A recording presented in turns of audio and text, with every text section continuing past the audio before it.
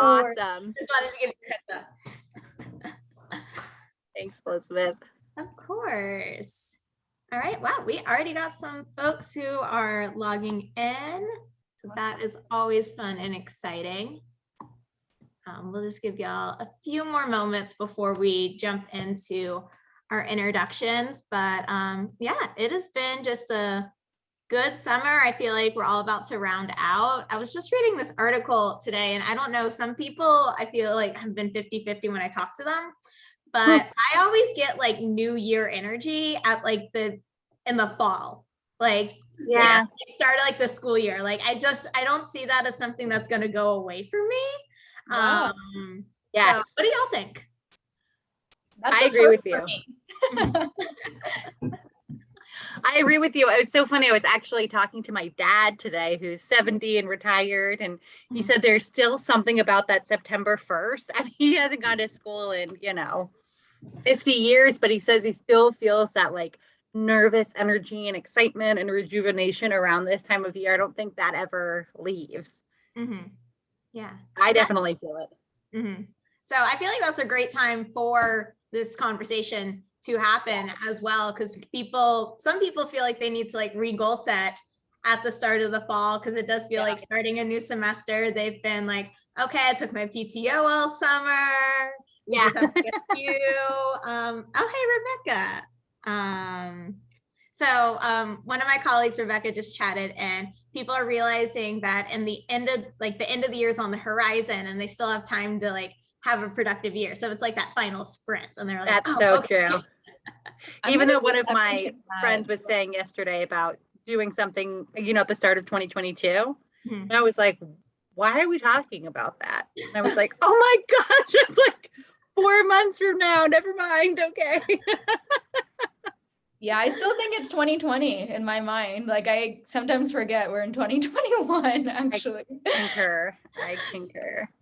I good. All right. Well, we have a good amount of people logged on right now. So I'm going to get us kicked off. But before we get started, I just wanted to say thank you to our speaker, Ashima. Ashima is the founder of Dreami. Dreami is a free platform that connects users to mentors for their career needs based on professional goals and values. It's essentially more or less like the Match.com for mentors, but she's going to let you know all the wonderful, valuable things with the platform. But before we get started, if you are new to Breaking the Glass, maybe you've logged on from Girl Develop It, or you've just seen our branding around and you're like, hey, time to join an event, I'd like to just take a moment to introduce myself. I'm Elizabeth Lamb, the Partnerships Manager for Breaking the Glass. We partner with tech companies and nonprofits, women in tech communities to provide free personalized programming on diversity and inclusion and women's career development topics. We have provided webinars for our partners like Dell, IBM, and Charter. Reach out if you want to know more. If you're a community leader who is overwhelmed and wants some free, great programming, I would love to talk to you. But, before getting into that stuff too much, I just want to, give you a little bit of background about our workshop leader.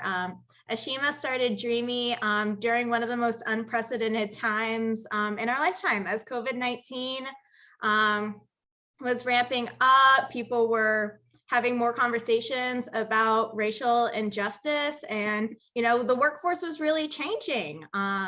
So during a backpacking trip in the Sierra Nevada, the idea struck her that we needed to improve how we connect and find mentors and make it a lot more accessible.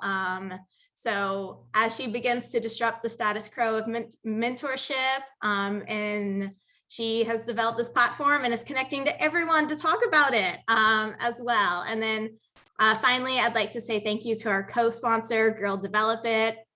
This is our second partnership with Girl Develop It, and it has been an absolute pleasure. So I'm going to go ahead and pass it over to Katie so she can give you a little bit more background about her organization, and then we'll jump into this great discussion.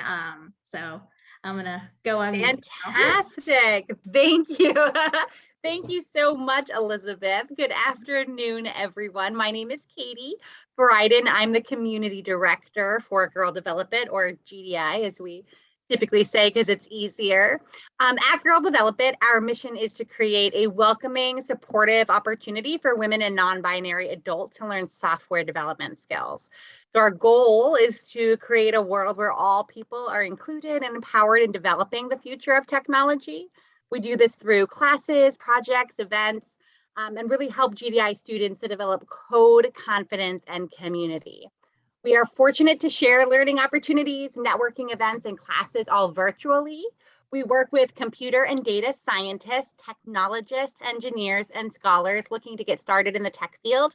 And we have a wide range of individuals that we serve. It really allows us to offer broad and diverse classes and a whole schedule. So if you haven't gone to our website, which is girldevelopment.com, you can see that we have a full schedule of events throughout the fall that really touch on a number of things, because we recognize that access and comfort in the tech world isn't always available to women and non-binary individuals. And we want to be able to sort of go beyond the expensive fees and intimidating classrooms and experience that limits a lot of women from pursuing tech careers.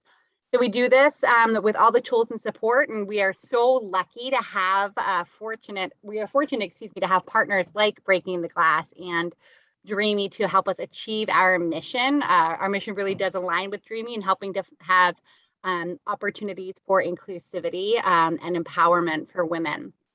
So thank you so much for including us in this. We're so happy that everyone has joined, and it is my pleasure to pass it off to Ashima to get today's workshop started. Thank you so much. Obviously, I'm really excited to chat more about this. This is something I'm just incredibly passionate about, and I'm just excited to hear, your thoughts and feedback as we go through this. So seriously, thank you, Breaking the Glass and Girl Development, for having this opportunity for me to come by and share more about mentorship. So obviously, the topic is about how to find a mentor and why you need one. But before we get into some of the tactical tips, I actually like to start it off with a quick intro of my journey with mentorship.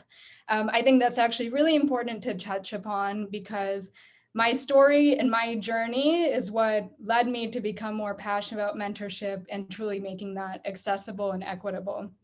So let's take a little journey, why don't we, and go through, kind of the stages of my education and my career.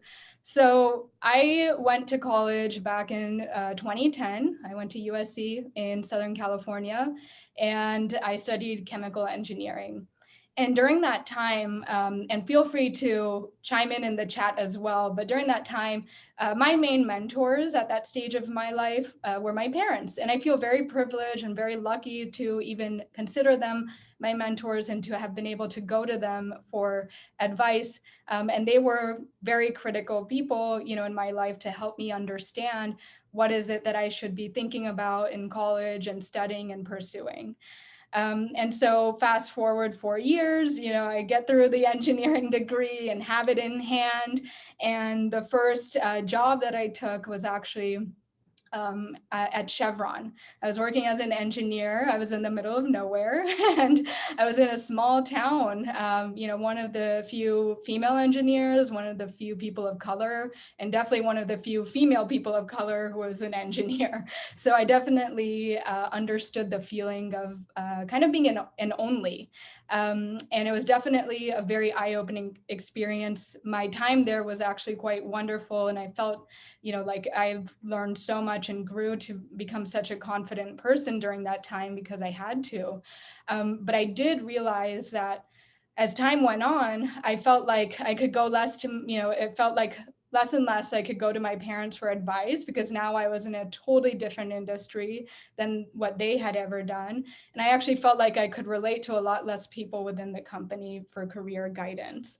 And there came a time after 3 years, where I was an engineer for 3 years. And then suddenly in 2017, I came across what I like to call my quarter life crisis. If anyone's been through that, I would love to hear your experience with it. But for me, what that meant was all of a sudden, I came to this stark realization that everything that I had studied, everything that I had worked so hard for, and the job that I worked so hard to get and excel in, it was no longer the path that I wanted to take. And that was such a difficult realization to come to, because you just think about all the time that you spent, right?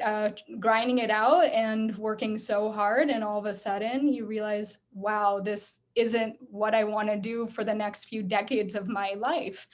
And you question yourself if that's even the right feeling that you should be feeling. And what ended up happening was that I ended up feeling very confused. I felt very lost. I even, to some extent, felt like a little bit of a failure. Like, wow, Ashima, you couldn't, figure that out earlier on in your education. And what happened was I started getting to this point of desperation. And if anyone's kind of, considered a career pivot, getting to that point of desperation is a really bad place to be in. And this is when I actually tried to seek out mentors. And I actually realized that it was very difficult to find them. I remember going on LinkedIn, the number one place that most people probably go to first to, seek out individuals who have, the career experience that they admire, or maybe have done a pivot, or are in a position that you want to be in a few years later down in your career. And I went through and, looked for people from my alumni base, and in my humble opinion, crafted well thought out messages that were thoughtful. And I hope that would grab their attention. And I actually went back recently to look back at those messages, and I realized that I didn't get a single response. And that's a very crushing realization to come to as well, because here I am, again, feeling extremely lost, very confused about where my life and my career is supposed to go. Trying to seek out help and not getting a response. And that was very, very difficult to come to as well. Looking back, obviously hindsight is 2020, but looking back, I can understand now why I got to that point in my career where I did feel that desperation, and why it was so difficult for me to find mentors. So number one, I don't know how many of you feel like you're an introvert, but I definitely am. I'm always been an introvert, always will be, but I know how to be outgoing when the time requires it to be. But during college and those first 3 years of my career, I actually did no networking. I didn't think that I needed to do it, to be honest. I was too shy to really do it. It would take away from a lot of my personal energy. And I instead directed that time and energy to studying for interviews or studying for my coursework. Now that I'm 7 years into my career, and my career has taken quite the journey, I now realize how crucial it is to be networking constantly. Even if you're looking for a job, even if you have a job already and you're perfectly happy, if you're looking to pivot your career, go back to school, I actually recommend you should always be thinking about how to expand your network. Now, for those of us who identify as introverts or are a little bit more shy, I totally understand that can be really difficult to do. And the virtual world has made it a little bit harder to attend in-person networking events for sure. But there's a lot of other formats to do so that I'll explain later on to, combat that, because you never know where your life and your career is going to take you. And that social capital, that, extension of your network actually proves to be far more valuable than you'll ever think. So that's like my number one mistake that I made. I just did not have the network, despite working at a great company and going to a great school. The second one, my goals were not very clear at all. So I was talking about how I got to that point where, I hit that quarter life crisis and I was just going crazy about, I don't know what do the next decades look like of my career. And what happened is that, I knew I needed to make a change, but I didn't know where I wanted to go. So I didn't actually have very clear goals. Saying that I wanted to get a new job or pivot my career, sure, that makes sense.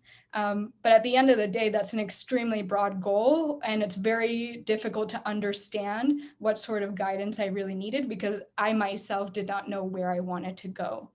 And that actually made it much more difficult to seek out and get mentors because I didn't know what guidance I truly was even looking for.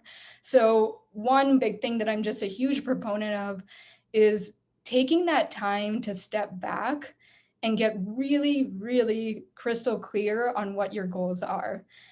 So for me, I'm a big proponent of writing out lists and, going out to the woods, for example, and not having cell service so that I can truly focus on that one thing where I need clarity on.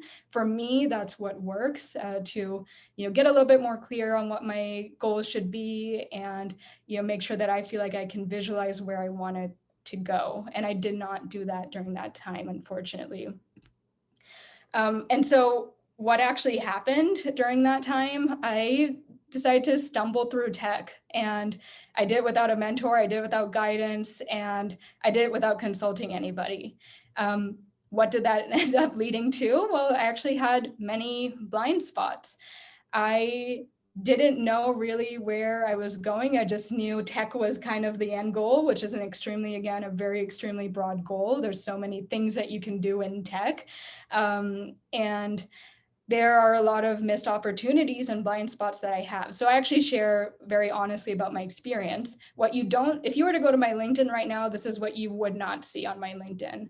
I took a job, right after the Chevron one at a startup, and I was there for, I think, 2.5 months or so.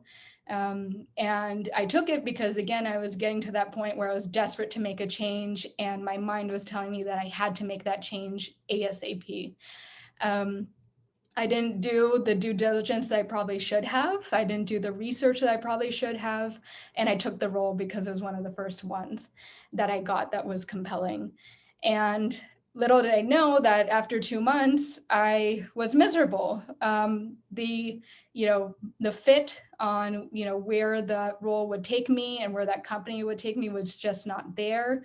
I knew that I was also not being paid what I, probably deserved given my qualifications. I didn't know how to negotiate RSUs. I didn't know how to properly assess, the role responsibilities and kind of read in between the lines and see if it really aligned with what I wanted to do in my career and what my skills really could, what I felt like I could do at the time. And so that was, again, a big mistake, right? I took that job and was there for 2 months and suddenly decided this is not for me. And it was back to the drawing board for me, right? Now here I am back at square one, trying to figure out and pave the next, few steps of my career where, I could last for a little bit longer than 2 months. So that's one of my blind spots that I had because I didn't, consult with anyone and really have that guidance and mentorship to help me at least understand, how to properly assess these job opportunities and if it truly is the right fit for me. I know that at the end of the day, it's really going to be you who makes that decision, but having that external resource to help you at least understand the unknown unknowns, right, that come from maybe not having as much experience or whatever it may be, that's invaluable. And that's something that maybe could have, I will never know now, but it maybe could have prevented me, making that little mistake there. So let's get into some ways that you can find mentors today. There's a lot of different ways. As I mentioned, LinkedIn is a pretty big one that people go to get some career advice. But the fact of the matter with LinkedIn is that everybody is inundated with tons and tons of requests. And it gets very overwhelming. And the likelihood of hearing back on one of your requests, unfortunately, can be fairly low. That's just the unfortunate matter because of the sheer volume. So there are some other ways to find mentors today that have now been working for me and some others that I've recommended this to. So number one, if you feel comfortable, work is a really good place to find mentors. Now, it doesn't have to be your direct manager, but it can be either a colleague or someone that you have been working with as a stakeholder, that you admire and seems like they have the relevant experience, to provide that sort of mentorship. I know in some companies, they have more formal mentoring programs as well. Now, if you're thinking of pivoting your career or you're thinking of entirely leaving, the current workplace that you're at, finding a mentor within your workplace isn't an option, right? That wasn't an option for me. So I also understand why that can't always be an option for everybody else. So I've listed a few other options here, such as communities. This comes back to my point that I've been hounding on, which is networking. Communities like GDI are such a great way, and Breaking the Glass are such a great way to network with other individuals who have something in common, some sort of shared goal or shared affinity, and to really branch out your network outside of your typical, the typical connections you interact with every day. So communities are an excellent multiplier to find those mentors and at a higher volume and success rate.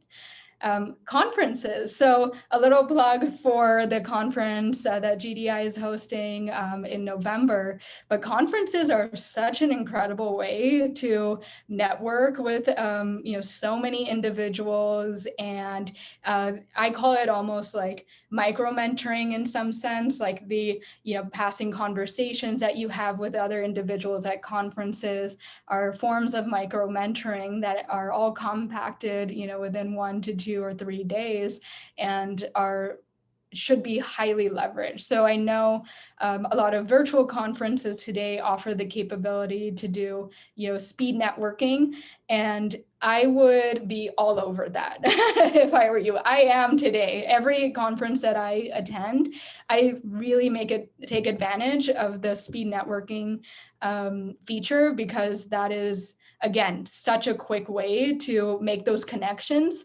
And you never know down the line when you'll need to reach back out to those connections. So please always make time for the speed networking. And for those of you who are introverts or a little bit more shy, those are wonderful. Those are like the perfect ways to be networking, because it's like 3 minutes max, and then it goes on to the next person and there are prompts. So it really actually eases the cognitive load actually for those who do get drained by a lot of social interaction. And then lastly, alumni groups. So I did mention that, when I was looking for mentors on LinkedIn, I would reach out to those who are from my alumni base. But what I really didn't do was really research into more formal alumni like groups and communities. If I had done the due diligence to actually research what opportunities and events they provide, such as, for example, the USC Women's Network, which I'm now involved in, I would have been able to, form those connections with alumni, even if I'd never, met them during my time at the school. So those are some ways to find mentors today. And I actually wanted to provide kind of like a little bit of a template almost of how to actually approach these potential mentors, right? Because everyone tells you go look for a mentor and they don't really tell you how to do it. And you're like, okay, cool. I guess I'll just like ask someone, can you be my mentor? It doesn't usually work that way. So I've done a lot of research on mentorship, as hopefully as you can tell. And I interviewed, hundreds of individuals who were mentors or have had mentors. And I would ask them, what led to you finding your mentor today? And they would often say luck, but they also said that it would be sometimes, it would be organic relationships. Some of the best mentorships would start organically. And so I want to provide a little bit of like a template and some tips for how you would approach some of these potential mentors in a more organic fashion that doesn't feel like it's too restrictive or too formalized, because I know that can feel a little bit awkward in like a work setting or whatever it may be. So number one tip I have is keep it casual and organic. Make it a challenge for yourself this week, for example, to reach out to someone who is in a position you admire and just say, hey, nice to meet you. I'm Ashima. I was actually looking for some advice, and it would be wonderful to grab, coffee for 30 minutes virtually and learn more about your career path. Oftentimes people would be open to sharing more about their career path. And I never really took this approach back when I was seeking out my mentors. I kind of was maybe a little bit too direct and said, I'm looking for a mentor, and that can actually ward people off because it feels like maybe too much of a commitment. But if you're saying something like, I'd like to do like a 30-minute coffee catch up or something like that, people would probably be more keen because it's not a big time commitment, and it seems like a more casual meeting in a casual atmosphere. Definitely make sure you have a clear goal or agenda in mind. Please do not reach out to somebody unless if you're very clear about what your ask is or what are your questions that you need guidance on. I think that would be a waste of your time, actually, and a waste of the mentor's time if you may not have a very clear idea of what you actually want guidance, about, and what you want to get out of that mentorship, right? So you want to make sure that, you are pretty clear in your mind about what you want to talk through, and it'll make it so much easier to navigate that conversation. So, after like a few minutes of introductions and some small talk, potentially, you could say, I noticed you pivoted to engineering and I was looking for guidance on what resources you use to do so. Did you attend a coding bootcamp? Did you take any classes? If so, I'd love to hear about your experience with them.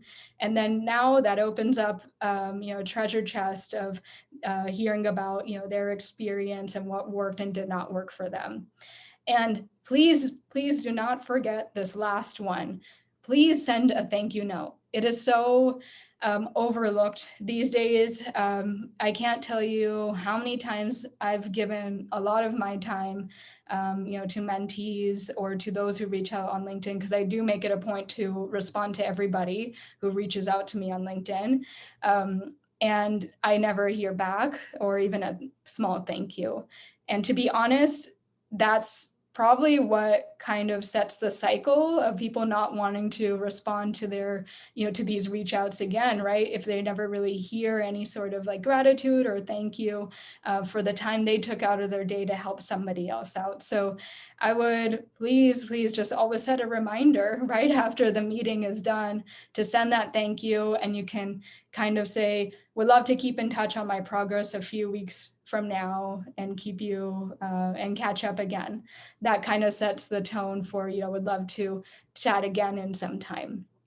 So hopefully these little prompts help out.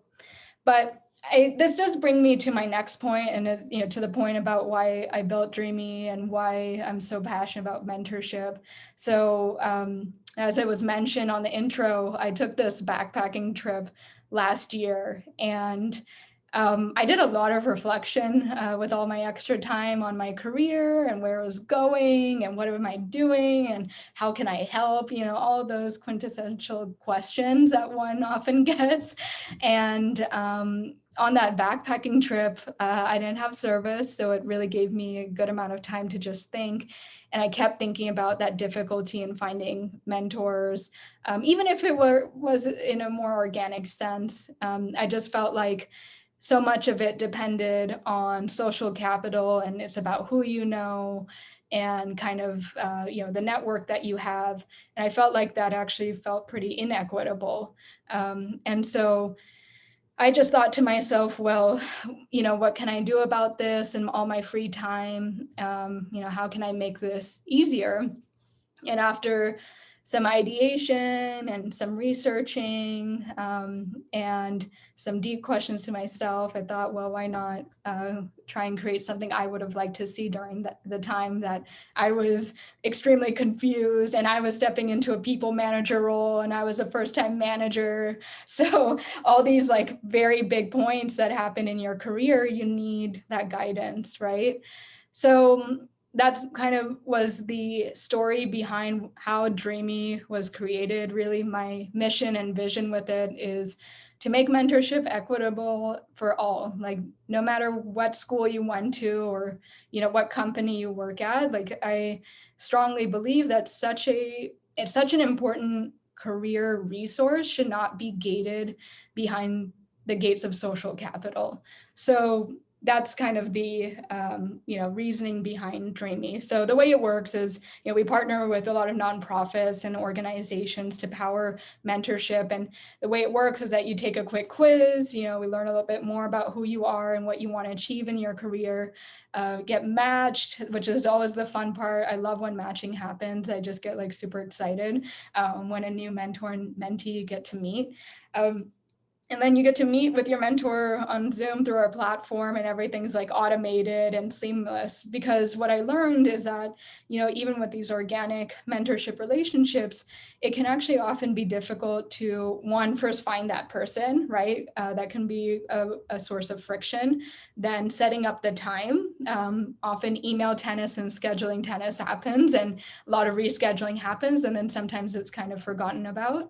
And then actually like meeting and remembering to follow up with the mentor as well, kind of that automation of reminding when to catch up and keep updated on the progress. So that's really the intention behind the automation and platform that powers Dreami. And so I wanted to kind of start wrapping this up with how a mentor can actually help you. We talked about, how to approach a mentor, what are some organic ways that you can find one, how to, start that conversation up and what Dreami does. But let's actually talk about like the value of having a mentor, right? So number one thing, this feels obvious, but it's extremely true, is learn from their mistakes. Someone went through their career and made a ton of mistakes, and that's okay because mistakes are very normal. But the best part of it is that if they're willing to share, a little bit openly about what mistakes they made, maybe that will be, a way almost like efficiency savings for you, right? In terms of time and effort. And so learning from someone else's mistake, just like how I talked about how I didn't have a mentor and took that job because it was one of the first ones that I got and ended up leaving, hopefully no one else has to make that mistake now that I've shared a little bit more openly about that experience. Number two, understand what resources help them. So, there's a lot of ways to progress through your career and a lot of resources that you can tap into and a lot of professional development opportunities, but kind of getting more of like that vetted recommendation of what resources helped your mentors and what resources did not help your mentors, again, is an efficiency saving in my mind. You save the time, effort, and now money, right? In making sure that you're not going after resources that aren't helpful and you actually go for ones that are more helpful. I think that's actually super critical. Third is getting that second point of view on decisions or obstacles you're facing. So a lot of the mistakes I made early on in my career is when I made decisions in a vacuum, when I did not consult any other people and I did not get second, third, or fourth opinions. Now, at the end of the day, I truly believe that, your instinct and your gut will tell you what are the right decisions to make, but having those different point of views on things that you should be thinking through, or kind of someone taking that step back in the outsider's view of what, the decision could do for you. I think that's just very important data to collect before making a decision. We all at work and in tech, we believe in data-driven decisions. Why aren't you taking data-driven decisions for your personal life then? So that's kind of how I view mentorship. Again, this is anecdotal data, but it still is pretty a good way to think about like the due diligence you should be doing before for big life decisions. And I actually believe that having more than one mentor is crucial. I actually believe that you should be having a personal board of mentors, a personal board of directors, just like how a company needs several board of people on the board to help out with different aspects of the business. It's the same thing for your career and sometimes your life. If you want a mentor to be a little bit more helpful on like the life side, whether you're thinking of, let's say, starting a family and taking some time off to do that, then someone who's had experience with doing so could be very valuable in providing that guidance. So I would be seeking out your personal board of directors for sure. And then lastly, expand your network. I think I've stressed upon this quite a bit, but expanding your network is so critical. Even now when I'm, starting Dreami, having that network to, really expand the word out from what we're doing and growing what the value we're providing is so crucial to have that network. So you never know again where your career or your life will take you. And that network can be incredibly valuable to be a multiplier to connect you to other people and open up doors. I like to include this quote of someone who met her mentor through Dreami. And I always just get like super warm and fuzzy when I hear back. I got a great email this morning too. But yeah, she was basically saying that her mentor is the perfect personality to mentor her. And she's, able to see through what she's saying because there was a lot of anxiety and fear and worry. She also was going through a career pivot from modeling to product management. So it was a pretty big pivot. And so, she's been actively looking for a job and it seems like her mentor has been able to really help her out there. So, just even like that confidence boost, that's invaluable, right? Oftentimes we get so down on ourselves when we're just, in our head about not feeling like we're doing enough or not feeling like we're successful enough.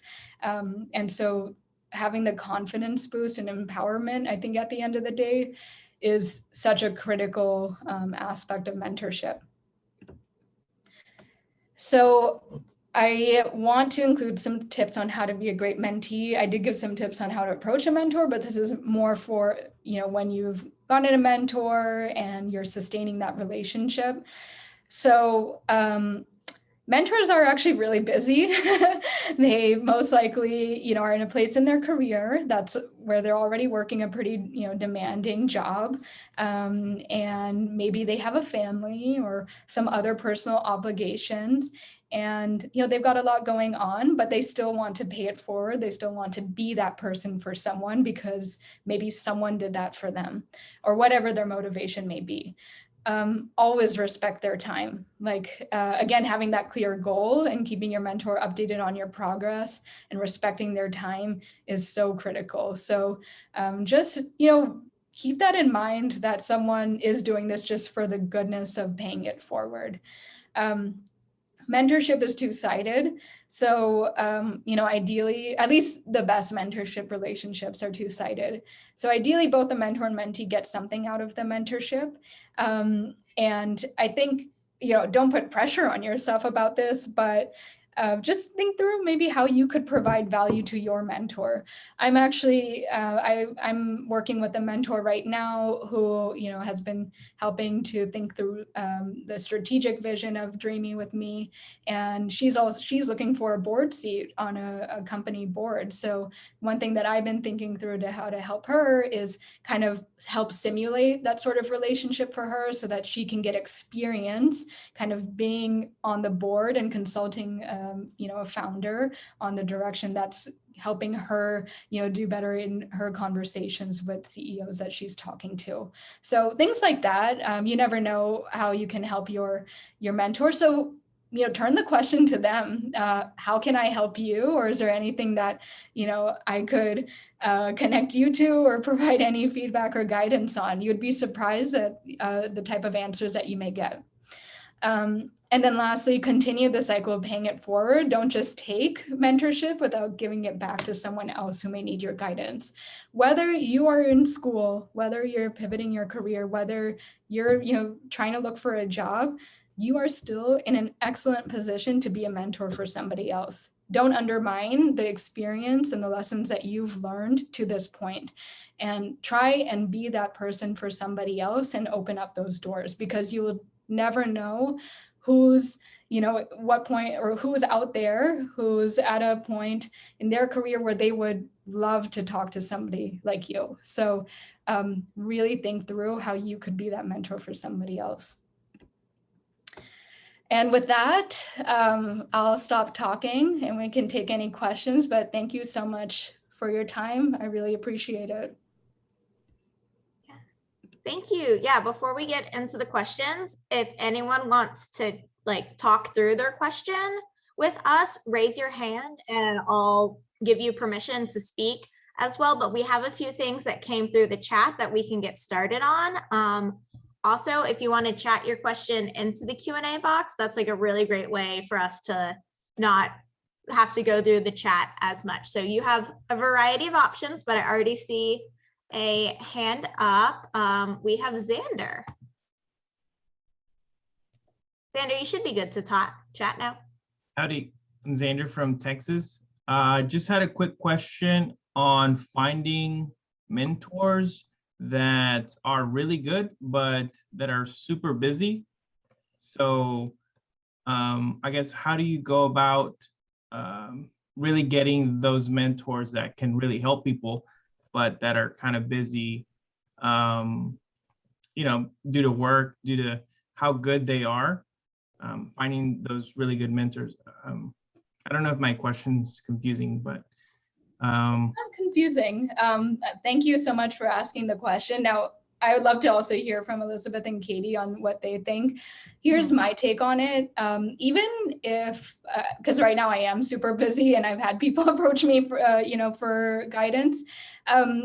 If someone, reaches out to me with a really thoughtful ask, or, request to be a mentor, what I'll say if my bandwidth is full is I'll say that, right now at this time, maybe having a formal mentorship relationship is a little bit difficult, but I'd be more than happy to get on a 15-minute or 30-minute call with you and see what we can do. And maybe down the line, follow up with me and maybe we can meet more often. So give them the option to either respond via email or for a very quick meeting, so that, again, they don't feel like they're signing up for a very long-term commitment. And I think that can ease a little bit of maybe the guilt or the burden they would feel if they're very busy. Thank you. Yeah, I would also recommend, if they do say no because they're busy, ask for a referral. Say, hey, do you know anyone else who is looking to take on mentors, or in your circle that you think would have the capacity for it as well? So not only are you getting better direction on someone that they recommend, you're also semi-staying in their sphere of influence as well. So that's likely to go back and their colleague will say hey, thanks so much for introducing me. We've had such a great relationship. And then you'll more or less continue to stay connected. Gotcha, thanks. Great. All right. Sandy, I'm going to allow your mic now. Hi, thank you so much. So I'll make a statement, give some context, and then ask the question. I have not had any issues asking someone to be my mentor. I typically go ahead, identify someone, ask them to be my mentor. If they say yes, but then nothing happens from that point forward. We might have one meeting and then the relationship doesn't really grow or progress. And I wanted to know if you have any tips for me to change the direction of building a relationship with a mentor who agrees to mentor you. Because I guess I feel like I have to lead that relationship because I reached out and I asked them to play that role in my life. But I don't know how to properly manage the relationship and allow it to grow into something that is meaningful for both parties. Yeah, this is such a good question. And thank you for sharing the context. And I think this is what happens a lot in an organic setting, where someone does reach out and they have that first conversation, and it seems like there's a lot of enthusiasm from the mentor side, and then maybe it falls flat. And that can be also really difficult to deal with. So I think here's like the first thing that I want to make sure is clear is that the mentee does drive the mentorship relationship, because at the end of the day, like, this is the value that you're getting from it, and you did reach out. So I do think it's important to recognize that the mentee does drive that relationship. And what comes with that can be expectation setting. So on that first meeting itself, and this is kind of part of the materials we provide from Dreami, but on that first meeting itself, kind of ending the conversation with expectations like, so would you be interested, or would it be okay if we met every 3 weeks or so, or every month or so? And if so, could we get it on the calendar? And in between, providing progress updates to your mentor. I think it does require, some effort from the mentees and to manage and to make sure that there's a lot of engagement and that you're following up. And so that's kind of what I would recommend, like on that first meeting itself, kind of setting expectations of what the mentor can commit to and taking it from there. Because I think if you don't set those expectations earlier on, that's where things can go flat. Also, Sandy, I noticed that in the comment section, you said, like, I always feel guilty about not offering any benefits as a mentee. You can still offer benefits retroactively or as the relationship's going on. You don't have to have like hey, here's my clear-cut solution to whatever your problem is. Earlier, Ashima said that her mentor is trying to get on boards. And I was like, oh, that's fantastic. I'm actually volunteering for an organization called 50/50 Women on Boards. I'm going to reach out and let her know. So it's even as simple as talking about it and saying like, hey, these are the relationships I have in my life, and these are other people's pain points as well. So I hope that cleared up some, maybe anxieties you've been having. Yeah, and hopefully I also understand what that feels like. Like I'm just, I'm someone who's just taking all this advice and amazing knowledge, and like, how can I help in return? So again, it comes down to us simply, asking at the end of the call, like, is there any way that I can help you? Just simply even asking, you'll get a lot of gratitude actually from the mentor, the fact that you even asked or thought of asking something like that. So I've gotten really good. I've gotten really good reception from even asking.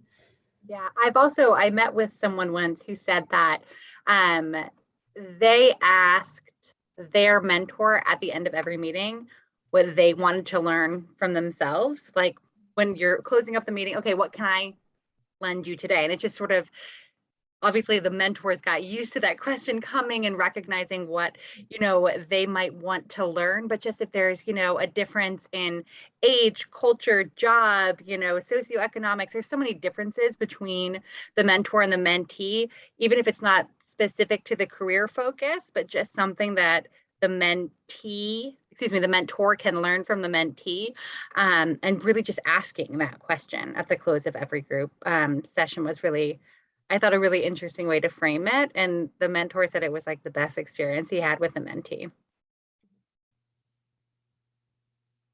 Great. I'm going to go ahead and unmute Rebecca. Hi, everybody. So I'm a little bit unique in that I've had 2 mentors for years. I work in marketing, and I've got one marketing mentor, and I've got another mentor that's business life in general, I suppose. And one thing that I always communicate is that they are completely different relationships.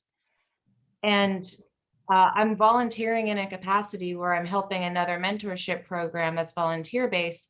And I'm trying to figure out how to communicate effectively that even though an inorganic relationship starts with being matched or going through an organization, it really boils down to, once you get past the introduction, it's a lifelong career relationship. I mean, Gary and Mike are going to be in my life in one way or another till I don't even know when. And so they've gotten to know me in a very different way. but I don't know how to advise people how to balance their forthcoming mentorship relationships, how to manage presenting their personal brand in a professional capacity with the authenticity and real deep friendship that comes with a well-maintained, long-lasting mentorship relationship. How do you go about that? How do you go about balancing being authentic in your professional branding with really being yourself and treating that person like the friend they are? That's such an interesting question. And to be honest, I actually don't have an answer for that because I think that's something that I'm trying to balance and figure out myself. So if anyone else has an answer for that, I would love to hear as well.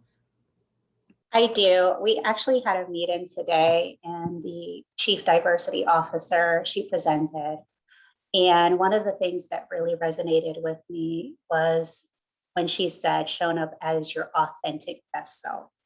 If you're always showing up as your authentic best self, then you are being yourself while you're also being professional, right? You can find a nice little balance between who you are, like your personality, with your quirkiness, but knowing that it's in the best effort.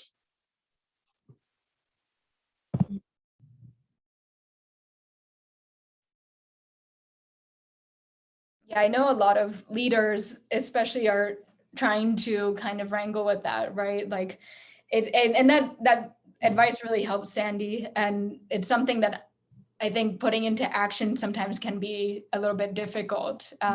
So, for me, I'm still trying to work through that every day. I do want to make sure that I'm being authentic, but you also want to retain a lot of the leadership values that you want to uphold, and combining the two is a really interesting tango. So I think it takes time. I think I'm still a bit earlier on in my career where I haven't figured that out just yet. And, maybe that's something going in where you're asking your mentor saying, like, what are you comfortable with? Do you see this like being a friendship colleague relationship, or are you just interested in giving me like technical tools and just having that conversation as well? People have their own levels of boundaries as well. And there might be one thing where we talked about like having a mentor at work. And having a mentor at work is so important. They can help you navigate office politics. If they've been there a while, they can say like, hey, that was actually someone on their not authentic best self, but like they're really great. So just like work through that. And then some, like having a mentor outside your relationship might allow you to be a little bit more fully authentic because you're not really worried about any sort of like work consequences coming back at you where you're like, I'm so frustrated, and they can like help you like see like, hey, that's actually not an industry standard, or hey, I can actually see you a little bit more for who you fully are because I only just don't see you as this person who exists within this role. So I think that's also like the benefit of having like multiple types of mentors in your life as well, which, always feels like I always get like, have a personal, like, it's like, oh, do I like fully define like, my former or one of my bosses, Benita Jang, do I say like Benita Jang mentor to Elizabeth Lamb? Because that feels awkward as well. Or just, I know she's someone that cares about my career deeply and is willing to help out. So I hope that variety of answers kind of helped. It does. Something interesting. Gary, I have to introduce him as my mentor. It's like a badge of honor for him. He loves the fact that he has a mentee, and it's a little funny, but he's this guy where if you are 1 minute late to any engagement, virtual or otherwise, he's going to give you some flack about it. Mike, on the other hand, is a big next week guy. Mike has been in my home for dinner. Mike does not get upset if I'm late or something comes up.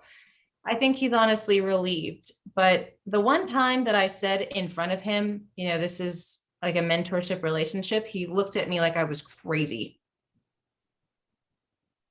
Yeah. You never know. They're very different people. It's a very different relationship. And you got to figure out also what the mentor wants from the mentee and try to make sure the relationship is beneficial both ways. Absolutely. Yeah, well, we have a couple more people who are raising their hands, so we definitely want to get their answers or questions answered. So Kathy, I'm going to unmute you right now. I'm sorry, I arrived a little late, so I apologize for that. Had a meeting that ran long. But my question is, how do I'm in a transitional phase. And so I missed the portion where you said about approaching and finding the right mentor. So I have some people in mind, but they're not in my particular industry, but they do work for Fortune 500 companies, and they are in a position where I want to be. It's just at a different, I'm an analyst, there's something else like an engineer or something. So would you pick someone like that? They're really not in your wheelhouse, I guess you can say. Would you still ask them to be a mentor, or should I go out and find someone that is in my particular industry that I want to excel in to be my mentor? You may have covered that, but I missed it. No, this is an excellent question. And I have a question to turn back to you. You don't have to respond if you don't feel comfortable, but the main question I would turn back to you is, what is your goal, right? It comes down again, like what I covered was that your goal and like what you're looking for out of the mentorship relationship should kind of lay the roadmap for who you're reaching out to, and then how that relationship evolves. So it comes down to what is it that your mentor is going to be helping you with, and that should hopefully help answer whether you would go for someone who's not necessarily in your industry, or you would get guidance from someone who is. But it really comes down to what are you trying to achieve. So that's what I would really consider like writing down and getting really clear on. Okay, thank you. Thanks. Okay, and we're going to go ahead with Kelsey now. Hi guys, thank you. So first of all, as a mentor myself, I've volunteered as a mentor for a number of programs, high schools, tech programs, women in product. I just want to say you gave first of all, some really great advice just to mentees. Like, I have always found it very rewarding to guide younger, more junior people in their careers, like especially engineers that are wanting to move towards product. I'm a product manager myself. And what you said about the mentee really needing to drive that relationship and like being responsive and following up, like, hey, here's how I use your advice. I would definitely recommend that to everyone who is going to become a mentee, because it's like, it makes me feel so good and so much more engaged in the relationship when it really feels like the mentor is the one, like, here's what I want to get out of this and here's how I'm using our relationship. But for myself, I've been actually just starting to look for a mentor, because I'm not junior myself. Like, a lot of people who are looking for mentors are like just coming out of college or a student or whatever. And I'm actually like more senior in my career. Like, I'm a senior product manager. And what I'm looking to jump to next is I haven't been able to get to a point where like I'm getting to leading a team. Like, I'm a really good team leader. I'm a scrum master, but I want to like become a director of product or getting to like kind of that next step. And what I've been looking for is like a female mentor, since it's such kind of unique experience as being a woman in tech. But every single company I've ever worked for, I'm the only woman on the product or engineering org. So finding another female mentor in the company has been kind of difficult. So I've looked in other areas and done a lot of these reach out techniques you've described. And weirdly enough, I've gotten kind of weird responses, especially from women, where it's almost like me coming in as not a very junior person is like, I don't know, is it threatening? Is it like, it's almost like the other women don't want to, they're like, hey, I had to figure it out myself. You figured out yourself. And even here, I'm hearing so many people I talk to, their mentors end up being men.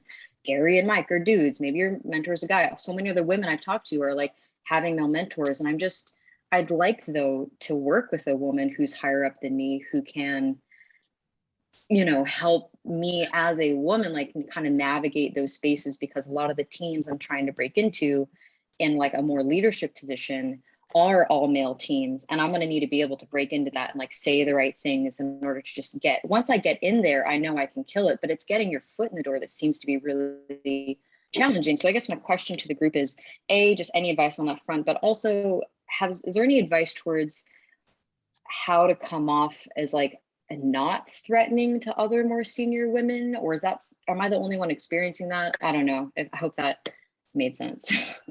Yeah, thank you for sharing your experience, and I'm sorry that that's been kind of the reception that you've been getting. I will say, like in my experience, whether it's within my company or outside, I've actually felt like it's been a pretty welcoming, welcoming reaction from other like senior women in products. So I'm sorry that that's kind of what the sort of reaction you've been getting. And maybe like you and I should also chat, because I saw you sent an email as well. So maybe you and I should chat offline, because I think I'd love to kind of like understand more about what was that sort of reaction, provide any like tips that I can provide, because I know we're at time too. Oh, I'd really appreciate that. Yeah. Yeah, I'll respond to your email and we can take it from there. Thank you. Let me drop some contact information right now, but also, okay, so I do a lot of reach out. I'm constantly finding speakers and people to give advice. Check if they're involved with another organization as well. Like that'll give you a big hint on whether they're like willing to share information as well. If they're involved with Women Who Code, if they're involved with another women in product organization as well. That kind of has what helps me yield better results when I try to find people to share advice. So a little LinkedIn sneaking. All right, sorry. Let me get the email shared. But yeah, thank y'all all so much for your time. I really appreciate y'all joining on a Wednesday afternoon. I'm sure everyone has some sort of other type of meeting that they needed are back to back on as well. But yeah, I just dropped Ashima's email as well. So if you have any questions about the platform, email her. We've also dropped our other contact information as well. I'm going to send up follow-up emails, recordings, surveys as well. We would love to get your feedback too. I'm trying to get better about collecting feedback, so I'd really appreciate that. And yeah, if kind of our speakers can just hold on for a moment. I did forget to get a group photo before we got started, so I'd love to do that, and so we can get people tagged and share about our session today. Sound good? All right. Thank you, Elizabeth. Thank you, Ashima. All right. This was awesome. Thank you, everyone. Perfect. All right. 1, 2, 3. Cute. All right, save. Yeah, definitely let me know if you got any feedback. I've always want to try and make this better. So That was so great. I appreciate it. But yeah, always like I like to make things better and better. So if you hear any constructive criticism, that would be appreciated. Yeah, just drop the link. Also, when you're exiting, there should be another automatic pop-up to take the survey. Really appreciate some feedback there, and we'll be communicating over email, and we hope that y'all have a great rest of your day. I can't believe we've already gone overtime. It felt like it went by in so fast. Seriously, thank you. Thank you. Bye. Bye.